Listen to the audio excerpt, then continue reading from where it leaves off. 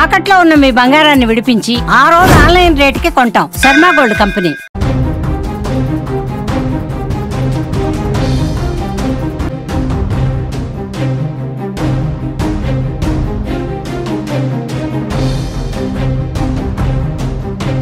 పాకిస్తాన్ మరో పనికిమాలిన పని కొడిగట్టింది. ఉగ్రవాదులను పోరాట యోధుల్లా భావిస్తున్న పాక్ వారిపై తన ప్రేమను మరోసారి చాటుకుంది.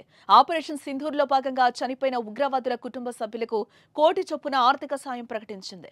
ఈ లెక్కన కరుడుగట్టిన ఉగ్రవాది మసూద్ అజర్కు 14 కోట్ల రూపాయలు ఇచ్చేందుకు పాకిస్తాన్ సర్కార్ సిద్ధమవుతోంది. ఆపరేషన్ సింధూర్ సమయంలో జైషే మహమ్మద్ చీఫ్ మసూద్ అజర్ ఇంటిపై భారత సైన్యం దాడి చేసింది. బహవల్పూర్లో ఉన్న మసూద్ ఇల్లు నేలమట్టమైంది.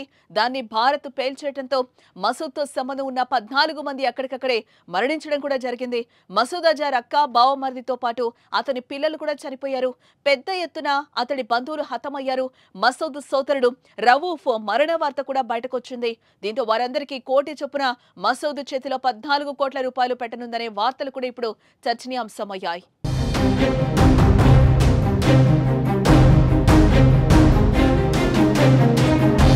బహవల్పూర్ పాక్లో 12వ అతిపెద్ద నగరం. ఇక్కడున్న జామియా మసీద్ సుభానల్లా కాంప్లెక్స్ నుంచి జైషే మహమ్మద్ టెర్రర్ ప్లాన్స్ వేస్తుంది. దాదాపు 18 ఎకరాల్లో ఉంది. ఆ సంస్థ టెర్రర్ క్యాంప్ ఉంది. ఉగ్ర సంస్థ జైషే మహమ్మద్ హెడ్ క్వార్టర్ ఇదే. ఆ దాడి తర్వాత మసూద్ అజర్ భారత్పై విషం కక్కిన సంగతి కూడా తెలిసిందే. తనను వదిలి తప్పు చేశారని, మోదీ అంతు చూస్తారని ఓ లేఖ ద్వారా హెచ్చరించడం కూడా జరిగింది. భారత్ దాడిలో తన కుటుంబ సభ్యులు చనిపోయిన విషయాన్ని తెలిపి ఆగ్రహంతో ఊగిపోయాడు.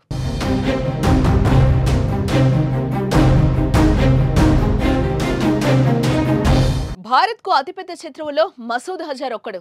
ఐక్యరాజ్యసమితి భద్రతా మండలి అంతర్జాతీయ ఉగ్రవాదిగా ప్రకటించిన 56 ఏళ్ల మసూద్ అజర్ భారత్లో జరిగిన అనేక ఉగ్రదాడుల కుట్రలో కీలక పాత్ర పోషించాడు.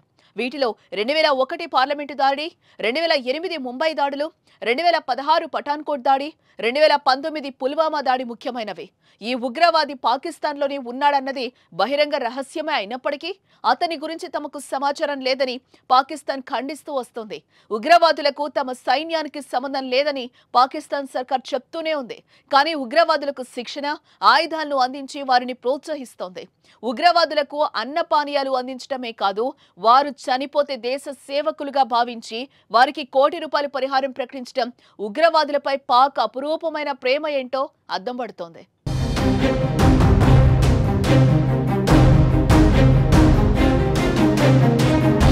అమాయకుల ప్రాణాలు తీసిన ఉగ్రవాదులు చనిపోతే అంతా హర్షం వ్యక్తం చేశారు. ప్రపంచ దేశాలు భారత్ చర్యను అభినందించాయి. కానీ పాకిస్తాన్ మాత్రం తట్టుకోలేకపోతోంది. ఆపరేషన్ సింధూర్ తర్వాతనే సరిహద్దులో కాల్పులకు తెగబడి పరిస్థితిని ఉద్రిక్తంగా మార్చింది. సామాన్య ప్రజలపై లేని ప్రేమ ఉగ్రవాదులపై చూపెట్టి అబాస్సు పాలవుతోంది.